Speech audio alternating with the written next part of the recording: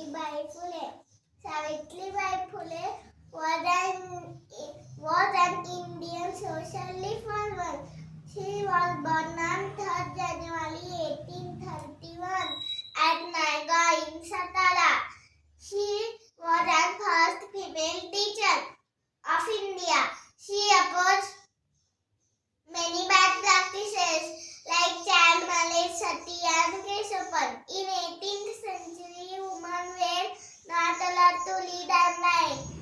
In such a situation, Mahatma Phule started the first school. Savitribai Phule played an important role in improving the women's rights in India.